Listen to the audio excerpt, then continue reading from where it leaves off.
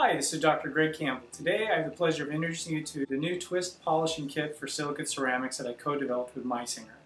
What I like about this kit is that the technique is fast, it's efficient, and it's repeatable. Also, we get outstanding results with this. So instead of talking about it, let me show you how to do this. So the following video is going to be real time and showing you how to do this consistently in 4 minutes or less. So let's get started. Here's the final results that we achieve time and time again when we use the twist polishing kit for silicate ceramics. I love that it's predictable, it's consistent, and repeatable. So let's get started. In the kit right here, you're going to see on the lower left hand side in just a moment, you're going to see the centered cone diamond. I love this cone diamond. We're not using it in this case, but that's to put in secondary and tertiary anatomy if you want to accentuate your crown. So in step one, what we're going to do is the sprue abrasive. The sprue abrasive is going to be used to remove the sprue, and the nice thing about the sprue stone is the removal will not damage or create microfractures. I like to use it. It takes about 15 seconds, and what I'm going to do is go ahead on the buckle here and remove what's left of the sprue. I'm going to be very, very careful with that. Even though it won't damage the crown, you would be careful not to damage the margins. So once I'm done with that, I'm going to turn the crown slightly, and I'm going to go ahead and I'm going to round the marginal ridge on the mesial and distal. The reason I do that is I believe that they get milled a little bit sharp, and I think it really helps with flossing. So I'm going to do that and go over the surface area as well. So that's the sprue removal. The next step is going to be the PrePolish wheel, which is the front row middle wheel. I like this wheel to run about 12,000 RPM. I'm going to support the crown in my left hand with the margins into my thumb area. It's very important to protect that margin. I'm going to run it again around 12,000 RPM, and I'm going to run it with very light to maybe medium pressure depending on the feel. This is very different than polishing with a paste.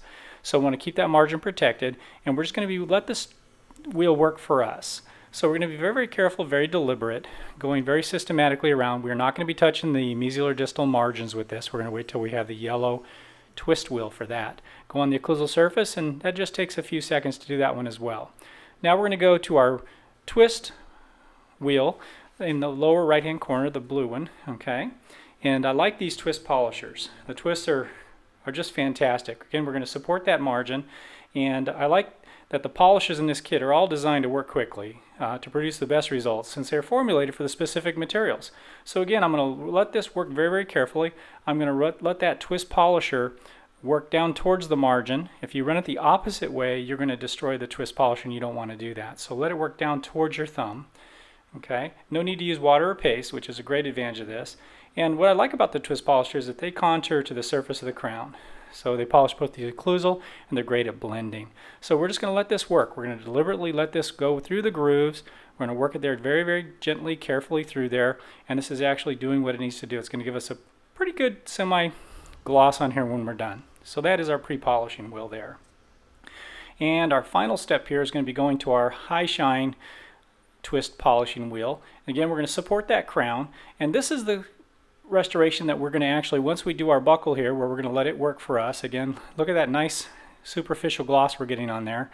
About 12,000 RPM light pressure, and now we're going to actually, after we do the buckle lingual, we're going to go ahead and touch our interproximals. The reason we don't touch our interproximals now is we're trying to protect those contacts that we established when we tried the restoration in. Keep in mind that this is in the blue state. This is an Emax restoration.